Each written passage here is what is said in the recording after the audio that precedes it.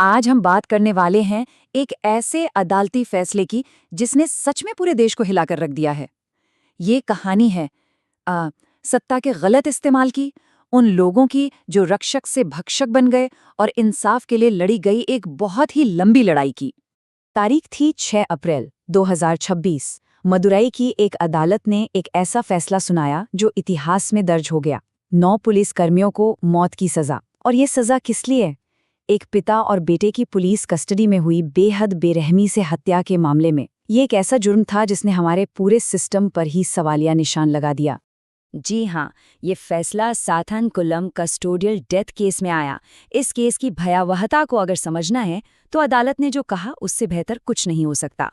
सोचिए, कोर्ट को ये कहना पड़ा बिल्कुल साफ शब्दों में कि जिन लोगों पर नागरिकों की हिफाजत की जिम्मेदारी थी वही उनकी मौत की वजह बन गए।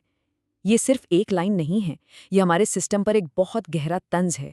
तो इस पूरी कानूनी लड़ाई के पीछे आखिर कहानी किसकी है? ये कहानी है एक परिवार की, एक बहुत बड़ी ट्रेजेडी की। चलिए जानते हैं पी जयराज और उनके बेटे जे बेनिक्स के बारे में, जो इस हैवानियत का शिकार हुए। ये सब हुआ कोविड-19 लॉकडाउन के दौरान, और वो भी सिर्फ 4 दिनों के अंदर। 19 जून को एक बहुत छोटी सी बात पर गिरफ्तारी होती है और 23 जून आते आते दोनों इस दुनिया में नहीं रहते।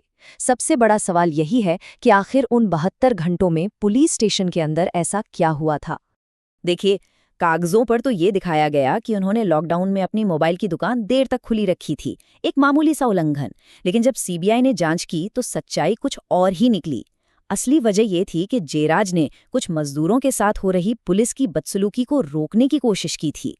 बस पुलिस ने इसे अपनी ईगो पर ले लिया और उन्हें सबक सिखाने के लिए गिरफ्तार कर लिया। ये पावर का, सत्ता का खुला मिसयूज था। जब पिता बेटे की मौत की खबर बाहर आई तो पूरे देश में गुस्सा भड़क गया, और यहीं से शुरू हुई इंसाफ के लिए एक बहुत लंबी और मुश्किल लड़ाई। इस मामले में अगर पब्लिक का दबाव नहीं होता और कोर्ट खुद आगे नहीं आता तो शायद कुछ नहीं होता। हाई कोर्ट के दखल के बाद ही सरकार ने मामला सीबीआई को सौंपा। लेकिन इंसाफ की राह इतनी आसान नहीं थी। सोचिए, इतने दबाव के बावजूद परिवार को पहले फैसले के लिए पूरे 6 साल का लंबा इंतजार करना पड़ा। साथानकुलम का ये मामला भयानक तो है, लेकिन ये कोई अकेला मामला नहीं है। ये भारत में कस्टडी में होने वाली हिंसा की एक बहुत बड़ी और डरावनी सच्चाई का बस एक चेहरा है। आंकड़े देखेंगे तो चौंक जाएंगे।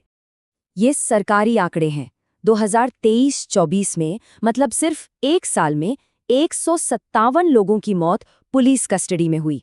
इसका मतलब है हर 2-3 दिन में एक मौत। और ये आंकड़ा तो और भी बड़ा है। उसी एक साल में जुडिशल कस्टडी यानी जेलों में 2346 लोगों की मौत हुई। ये वो लोग थे जो इंसाफ का इंतजार कर रहे थे, लेकिन उन्हें मिली मौत। तो ये नंबर्स हमें बताते हैं कि ये प्रॉब्लम कितनी गहरी और कितनी फैली हुई है। साथानकुलम का केस उस बड़ी और भयानक तस्वीर का सिर्फ एक छोटा सा हिस्सा है। ये दिखाता है कि हमारी कस्टडी में सुरक्षा की कितनी ज्यादा कमी है। तो सवाल ये उठता है कि आखिर ये समस्या इतनी बड़ी क्यों है? क्यों हमारे सिस्टम में कस्टडी में हिंसा रुकने का नाम ही नहीं ले रही? चलिए, इसकी जड़ों को समझने की कोशिश करते हैं। सबसे पहले तो ये समझना जरूरी है कि कस्टोडियल वायलेंस या हिरासत में हिंसा का मतलब क्या है। ये सिर्फ मारपीट नहीं है, इसमें मेंटल टॉर्चर, किसी को जलील करना या जबरदस्ती जुर्म कबूल करवाना भी शामिल है। हमारा संविधान हर नागरिक को जीने का अधिकार देता है। ये भी अधिकार देता है कि किसी को खुद के खिलाफ गवाही देने के लिए मजबूर नहीं किया जा सकता। कानूनन जबरदस्ती जुर्म कबूल करवाना एक बहुत बड़ा अपराध है। लेकिन दिक्कत ये है कि ये सब बातें कागज पर तो बहुत अच्छी लगती हैं, जमीन पर हकीकत कुछ और है। इन कानूनों को लागू करवाना और जवाबदेही तय करना ही सबसे बड़ी चुनौती है। इस समस्या की जड़ में कई बड़ी खामियां हैं। सबसे हैरान करने वाली बात तो ये है कि भारत में आज भी टॉर्चर के खिलाफ कोई एक अलग से समर्पित कानून ही नहीं है। पुलिस की जवाबदेही तय करना बहुत मुश्किल है, क्योंकि अक्सर जांच उनके ही डिपार्टमेंट के लोग करते हैं। और ये सोचिए, सुप्रीम कोर्ट ने 2020 में ही कहा था कि हर थाने में सीसीटीवी कैमरे होने चाहिए, लेकिन आज तक उस आदेश का पूरी तरह से पालन नहीं हो पाया है। चलिए वापस साथानकुलम केस पर आते हैं। 9 पुलिसकर्मियों को मौत की सजा तो हो गई है, लेकिन क्या ये कहानी का अंत है? क्या सच में इंसाफ मिल गया है? देखिए, हमें ये समझना होगा कि निचली अदालत का फैसला न्याय की इस लंबी सड़क का सिर्फ पहला पड़ाव है। अभी इस मौत की सजा को हाई कोर्ट से कंफर्म होना है।